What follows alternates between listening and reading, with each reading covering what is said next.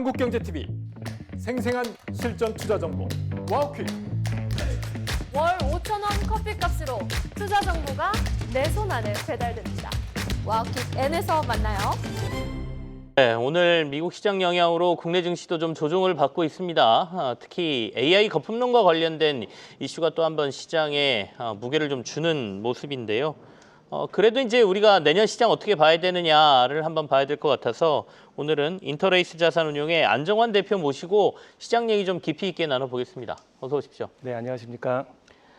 일단 올해 전반적으로 보면 우리 증시가 굉장히 상승률이 높았던 건 사실인 것 같고요. 내년을 이제 어떻게 보느냐가 굉장히 중요할 것 같은데 대표님께서는 지금 내년 전망 어떻게 하고 계십니까?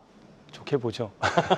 일단은 좋게 본다. 네. 예, 지난주 주말에 한국경제신문에서 이제 보도한 기사를 보면 네. 전문가들이 5천을 넘을 거다. 음. 그 첫 번째 이유, 두 번째 이유가 대부분 금리하고 AI인데요. 네. 불행히도 오늘 오라콤 실적 때문에 그 브로드콤 실적 때문에 네. 주가가 좀 안 좋았고 지난번에 갔을 때는 사실은 브로드콤 실적이 좋아서 주가가 신고가였는데 그래도 전망을 해보면 2026년도 2025년에 이어서 좋을 것이다 이렇게 보고 있고요. 네. 무엇보다 금리 인하가 가장 큰 효과를 줄 겁니다. 유동성 공급이란 건 시장에서 저희한테 가장 우호적인 환경을 제시할 거고요.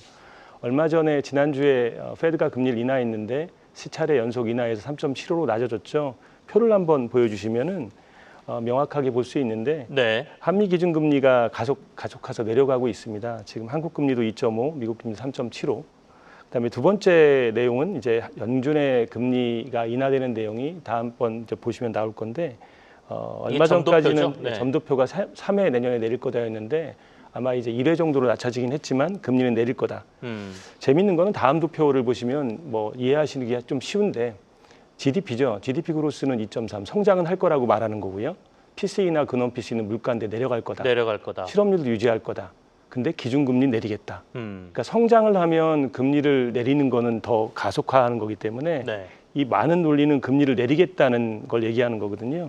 아마 이거는 최근에 관세로 인해서 일시 물가가 있을 뿐이지 장기적으로는 AI로는 생산 원가가 좋아지는 원가가 물가를 낮출 거라는 기대를 하고 있는 것 같고요. 금리가 내려가면 왜 시장이 좋냐? 할인율이라는 게 있습니다. 시장을 할인해서 거래시키는 요인인데 장기적으로 기업이 현금을 만들면 그 할인율 때문에 시장이 멀티플이 결정되거든요. 예를 들어서 할인율이 6일 때는 뭐 멀티플이 16배라면 할인율이 더 금리가 내려가서 4가 되면 한 24 이렇게 되죠. 그러면 당연히 똑같은 실적이라도 주가는 올라갈 수 있다고 보이는 겁니다. 그래서 금리 인하는 시장에 되게 우호적이고 더불어서 이 일을 먼저 말씀드리는 건 한국은 제조업 베이스가 강합니다. 성장주가 많고요. 금리 인하는 우리 환경에 되게 우호적인 환경을 제시할 거고요. 이제 AI를 말씀드려야 되는데 오늘은 AI가 좀 우울하긴 한데요. 그죠? 근데 AI 투자가 늘어날 거란 건 확실합니다. 그럼 뭐 기조적으로 늘어나는 인프라니까요. 2020년에 한 800억 달러 수준이었고 작년, 재작년에 3천억 달러 넘었고 2027년에는 7천억 달러 넘을 걸로 보이는데 한번 표를 보여주시면 네. 빅테크의 이제 캐펙스 추이를 보여드릴 건데 빅테크가 캐펙스를 투자하는 게 부담스럽지 않냐 그러는데 사실 그렇지 않다는 건 다음 표를 보여드릴 거지만 꾸준히 늘어가는 게 보이시죠? 빅테크가 2026년에도 늘려서 꾸준히 늘어가는 모습은 보이고 다음번 보시면 테크 기업들의 캐펙스 추정치를 보시면 빅테크들이 과연 투자하는 여력이 있겠냐인데 세일즈의 캐펙스 비율을 보면 그리고 오퍼레이팅 캐시플로우가 캐펙스 비중을 보면 10배가 훨씬 넘는 현금을 창출하기 때문에 부담은 없을 거다 이렇게 보여집니다. 이런 그 캐펙스 부담을 떠나서 이제 한국으로 돌아와서 보면 한국은 많은 기업들이 반도체 그리고 전자장비 뭐 IT 서비스 밸류 체인들이 많죠. 네. 이 밸류 체인들이 이런 캐펙스를 증가하는 데서 과실을 많이 따먹을 거고 이것은 우리나라 기업의 이익을 증가시키는 데 많은 공을 세울 것으로 보입니다. 세 번째로 네. 세 번째 말씀하시죠. 네. 그러면 과연 우리나라 기업들이 실적 좋아지는 만큼만 갈 것이냐인데 리레이팅이 될 가능성이 있어요. 왜냐하면 반도체는 70% 이상의 시장 점유율을 가지고 있기 때문에 독점적인 지위를 가지고 있고 네. 조선업 또한 뭐 LNG 80%의 점유율을 가지고 있고 더 나아가서 2차 전지나 방산 전력기기 같은 것들도 독점적인 지위를 형성하고 있는데요. 표를 한번 보시면 전력기기 3사의 영업이익률을 띄워드릴 건데 전력기기 3사의 영업이익률은 가히 놀랍습니다. 2배 이상 영업이익률이 올라가고 있죠. 이건 무슨 얘기냐면 기업의 영업이익률이라는 건 바게닝 파워거든요. 내가 기업 물건을 파는데 비싸게 팔아도 사간다는 건 내가 공급 우위의 시장을 가지고 있다는 얘기고, 다음 표를 보시면 방산 업체들의 수주 잔고를 보여드릴 건데 수주 잔고 많이 올라가고 있죠. 방산 업체들도 글로벌리 유럽과 뭐 미국 이런 데하고 핵심 코어 동맹을 맺으면서 매출을 하고 있는데, 이 얘기인즉슨 우리나라가 미국이나 유럽의 안정적 전략적 파트너로 자리하고 있다. 없어서는 안 될 공급자로 자리하고 있고, 이거는 기업 평가에 대한 구조적인 리레이팅을 일으킬 수 있다. 그러니까 앞에서는 실적이 좋아진다. 두 번째는 리레이팅이 좋아진다 그러면 밸류에이션 환경이 좋아진다는 거고요. 마지막으로 이제 시장을 바라볼 때 역시나 이제 밸류업을 봐야 되는데, 내년에도 밸류업은 계속될 것 같아요. 자사주 소각에 이어서 배당 분리과세, 그리고 지배구조 개선의 패키지 같은 것들이 계속 이어질 텐데, 이렇게 보시면 될 것 같아요.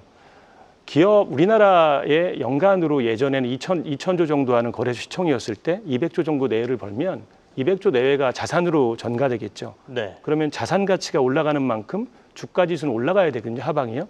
근데 그렇지 않았다는 것은 대부분 기업 분할이나 아니면은 증자를 한다거나 이렇게 해서 대주주가 다른 액션을 취하면서 증자 버는 만큼 올라가지 못한 구간이 있었는데, 아마도 앞으로는 이런 일이 없다면 올해 380조 원 정도로 벌 걸로 예상하는데, 거래 시총이 3,000조가 좀 넘으니까요. 바닥에서 7, 8%는 자연스럽게 올라가는 부분이 있을 겁니다. 네. 그렇다고 보면은 시장은 외국인들이 바라보기에는 좀 더 밸류업 때문에 한국을 참여할 여진이 생기고요. 점진적으로 올라갈 수 있고, 한 가지 재미있는 그림이 있는데요. 한국과 미국과 일본 세 가지를 비교해 보면, 한국은 이제 시장에서 정부가 적극적으로 개입하고 주도적으로 시장 참여자가 참여하고 있고요. 일본은 이미 진행을 해서 대주주의 지분율이 약해져서 지배구조의 변화가 있고요. 미국은 아예 틀립니다. 소유와 경영이 분리돼서 주주들이 이사회를 선임하고 이사회가 경영을 하고 경영 책임을 묻는, 우리도 장기적으로 이런 흐름으로 가면 주가도 리레이팅 되지 않을까. 그래서 이거는 시장을 리레이팅하는 흐름을 만들어낼 수 있는 내용이라고 보고요. 결론을 내보면 네. 처음에 말씀드린처럼 금리가 내려가면서 시장 매크로 환경이 좋아지고, AI에서 까먹는 기업 실적의 과실과 리레이팅, 그다음에 밸류업을 하면서 시장이 리레이팅 되는. 단 이제 한 가지 보셔야 될 건 1.5배 정도가 4,500이었다면 뭐 내년엔 4,800, 5,000이 되겠죠. 그러니까 그 정도 선까지는 갈 수 있다고 보는데, PBR 말씀하시는 거죠? 그죠? 네. PBR 1.5배 정도 선이라고 보면 그 정도가 올라갈 수 있는 미니멈 선이라고 보이거든요. 어느 정도는 우리나라가 개선이 되면. 근데 단점은 올해 많이 올랐기 때문에 네. 내년에는 오늘처럼 어떤 이벤트가 터지면 우려석으로 한번 밀리고 또 올라가고 이런 과정이 될 것 같아요. 그렇지만 우상향 될 거라는 생각엔 변함이 없습니다. 우상향 근거를 한 4가지 정확하게 제시를 해주셨고, 다만 이제 오른 거에 대한 부담 때문에 중간중간에 이슈가 생기면 네. 변동폭은 좀 커질 수 있지만 그렇죠. 예. 전체적인 방향은 우상향으로 보고 있다, 이런 말씀이세요. 근데 이제 올해 이 금융시장을 바라보면서 네네. 이 좀 이례적이다라고 얘기하는 게 모든 자산의 가치가 오르고 있다. 그렇죠. 이런 게 있을 수 있느냐, 이렇게 말씀하시는 분들이 있거든요. 네네. 이게 계속 이어질 거라고 보십니까? 제 생각엔 이어질 네. 거라고 보고 있습니다. 뭐 쉽게 말씀드리면 이제 핵심은 두 가지인데요. 네. 국가들의 부채가 많이 올라왔어요. 이제 표를 한번 좀 이따 보여드릴 건데, 네네. 미국을 포함해서 유럽 부채들도 어마어마하게 올라왔죠. 부채가 올라온다는 얘기는 정부의 이자 부담이 많다는 얘기예요. 근데 정부가 비둘기 스탠스로 금리를 계속 내리는 동인이 이건데, 물가 부담이 있는데도 불구하고 내린다는 얘기는 인플레이션 어느 정도 용인한다는 얘기거든요. 그러면 이걸 가지고 뭐라고 하냐면 재정 지배 기반의 금융 정책인데, 표를 보시면 미국의 국가 채무 추이가 지난 10년 동안 2배 이상 올랐습니다. 지금 네. 38조 달러 넘어가고 있죠. 음. 근데 다음번 표를 보시면 그러면 미국의 정부 부채가 얼마만큼 이자를 지불하느냐, 1조 달러는 이미 넘어가고 있거든요. 미국의 미국의 정부의 예산이 7조 달러가 넘는다고 보면 상당 부분을 이자로 지불해야 되는 상황이거든요. 이거는 어느 나라도 이렇게 되면 부담스럽죠. 이걸 바로 재정 지배 현상 중에 하나라고 하는데, 중앙은행이 통화 정책에 함에 있어서 물가 안정보다는 금리를 줄이는 방향, 그러니까 네. 재정적인 상태로 꾸미는 거죠. 이자 덜 주기 위해서 금리를 내릴 수밖에 없는 그렇죠. 거죠. 네. 지금 미국도 마찬가지예요. 국가 부담이 있는데 인플레이션은 어느 정도 있는데 계속 연준 코멘트에서도 금리를 내리겠다고 하잖아요. 더 올라가면 이자 부담이 감당이 안 되거든요. 이건 프랑스 상황도 마찬가지고요. 그래서 이렇게 되면 사람들은 어떤 생각을 하냐면 인플레이션이 어느 정도 용인된다. 그러면 나는 자산을 취득하는 게 현금을 갖고 낫다. 이렇게 생각하는 경우가 생기죠. 그래서 네. 주식이나 부동산, 원자재가격이 같이 올라간다고 보이고요. 실제로 어떻게 되느냐? 실질금리가 내려가면 주식 같은 경우에는 멀티플 확장이 된다고 말씀드렸고요. 네. 부동산 금리 내려가니까 당연히 대출이자 내려가면서 가격 올라가고요. 원자재 가격은 말씀드렸듯이 기대 인플레이션 때문에 다 같이 올라가고요. 그래서 이런 부분은 금리를 내린다고 계속 코멘트하는 순간 계속 오를 거고요. 다만 뭐 올해 많이 올랐으니까 똑같이 금리 인하 기조가 좀 바뀐다는 뉘앙스가 있으면 조정도 장중에 있을 것으로 보입니다. 예. 자, 자산 가격 상승은 내년에도 계속해서 이어질 가능성이 높다라고 말씀 주셨고 지금 시장에서 가장 큰 걱정은 사실 환율입니다. 거의 1,500원대 가까이 와 있고 오늘도 환율이 지금은 이제 보합권인데 앞서는 조금 더 오르는 모습도 좀 보였었거든요. 어떻게 전망하십니까? 환율이 참 곤란한데요. 네네. 1,500원이 넘어가면 패닉이 한번 있을 것 같아요. 사람들 생각은 대부분. 그러니까 환율이 내려가면 좋죠. 수출 기업이 많은 우리 입장에서는 기업 실적에선. 근데 한편으로는 외국인들이 바라보는 국내 주가 지수도 환율이 네. 내려가면 싸 보이기 때문에 살 수 있는 돈이 생기는데 근데 그 적정선이라는 게 있습니다. 너무 환등이 많이 내려가면 우리나라의 펀더멘털에 대한 의구심을 갖게 되고 그럼 외국인들은 패닉 셀링을 할 수 있고요. 네. 이러한 원인에서 오면 이제 이런 표를 보셔야 될 게 표를 하나 보면 이제 이해하기 쉬우실 텐데 그럼 우리나라 환율이 왜 이렇게 많이 내렸느냐? 이 통화량 증가하고 이제 보시면 돼요. 한미의 통화량 M2를 보시면 한국이 월등히 많이 공급이 많았습니다.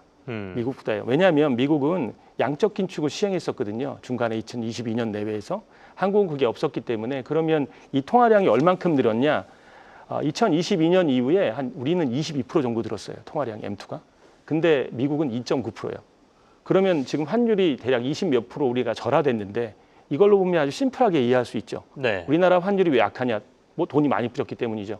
이게 뭐 직접적인 뿌린 뭐 보는 통화는 아니지만 그래도 생각해 보실 대목은 있어요. 물건이 많이 찍어내면 물건까지 내려가지 맞듯이요. 그게 환율의 원인인데 이런 추세가 앞으로도 지속될 것 같아요.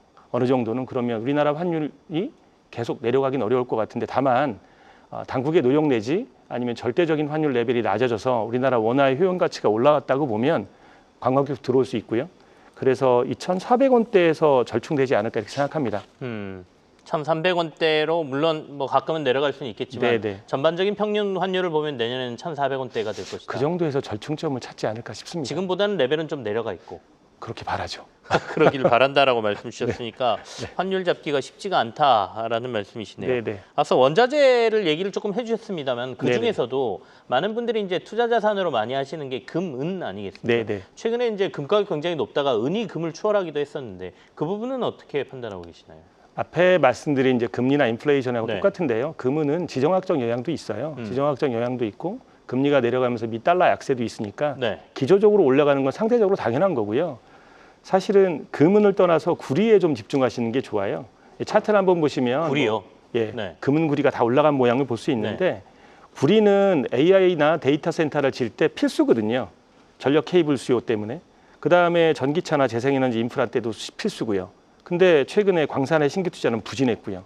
그래서 구리는 구조적 슈퍼 사이클에 조입했다.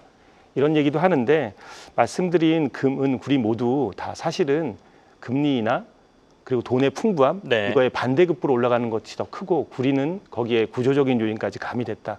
이렇게 보시면 될 것 같습니다. 후발 주자로 이제 구리 네네. 가격이 좀 상승할 가능성이 높다라고 전망을 네네. 해주셨습니다. 앞서 이제 중간중간에 2026년에는 변동성이 좀 클 거라고 말씀하셨는데 가장 큰 변수를 꼽은다면 뭘 주의해야 될까요?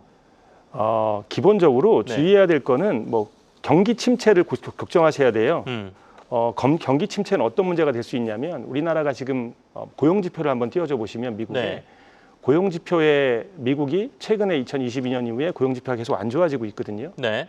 이 얘기인즉슨 경기가 안 좋다는 얘기예요. 경기가 안 좋아진다는 얘기는 기업의 실적이 둔화될 수 있고 기업의 실적이 둔화되면 그만큼 쇼크가 있을 수 있죠. 오늘 벌어진 것처럼 실적이 조금만 안 좋아져도 주가가 오른 상황에서 쇼크가 있으니까 무엇보다도 이게 가장 큰 문제고요. 사실은 뭐 자산 버블 논란하고 그다음에 국가인데 미국과 유럽의 정치적인 이슈도 있을 수 있어요. 특히 프랑스를 주목하셔야 되는데 네. 프랑스의 공공부채 규모나 그래프를 한번 보시면 높아지는 부채비율이 되게 많고요. 프랑스는 되게 정치적으로 어렵습니다. 만약에 이게 재정적 위기가 발생해서 디폴트 우려가 생긴다면 주식시장에 쇼크 한번 올 수 있고요. 자산 버블 논란도 이 중에 하나라고 볼 수 있습니다. 예. 내년에 그러면 가장 유망하게 보는 곳은 다들 이제 반도체를 주목을 하시니까 네네. 반도체 인지도 확인이 좀 필요할 것 같고요. 그리고 그 외에 또 저희가 관심 가질 만한 데가 있으면 어디가 있을까요? 반도체는 당연합니다. 네. 반도체가 내년에 벌어들 이익이 180조라고 생각하는데 올해 내년에 예상 이익이 380조로 추정하는데 반도체가 없이 시장을 설명할 수는 없어요. 다만 반도체가 좋아질 거냐, AI 캐펙스 좋아질 거고 우리나라가 취업 시장 지배적이고 네. 그리고 표를 보시면 반도체 반도체 DRAM 가격이 급등했거든요. 이 급등한 게 내년에 풀리 반영할 거기 때문에 내년 실적 좋아지는 건 기정사실이라 네. 반도체 부분이 설명이 안 되고는 시장이 좋지 않을 거라 반도체는 좋아질 것이고 시장의 영향이 지대할 것이고요. 이 이외에는 이제 바이오 업종을 보고 있는데요. 바이오 업종은 이렇게 이해하시면 될 것 같아요. 기본적으로 20년 동안 1970년대인생들이 공대를 많이 가서 공대를 가서 반도체를 키웠다면 네네. 지금은 이제 다 의대 가죠. 의대 갔죠. 네. 15년 전, 20년 전 다 의대 가서 바이오 네. 업체가 많이 생겼고 실제로 알테오전이나 SK바이오펌처럼 좋은 회사가 생겼고 제가 표를 하나 작성해 왔는데 리서치 페이퍼에서 갖고 와서 우리나라가 내년하고 올해 대단히 많은 프로젝트들이 있죠. 이런 것들이 가소화되면서 이제는 가상이 아닌 현실의 실적이 나오는 바이오 업체가 되지 않을까 기대할 만합니다. 새로운 시작점이 될 거라고 생각해서 바이오 업체를 보는 것도 내년엔 기대해 볼 만합니다. 예. 결국엔 유망한 인재가 모이는 곳이 산업 그쵸. 발전이 빨라진다라는 말씀이시니까 예, 예. 반도체하고 바이오 두 개를 내년에 가장 주목해야 될 업종으로 꼽아주셨습니다. 지금까지 인터레이스 자산운용의 안정환 대표와 함께했습니다. 고맙습니다. 감사합니다.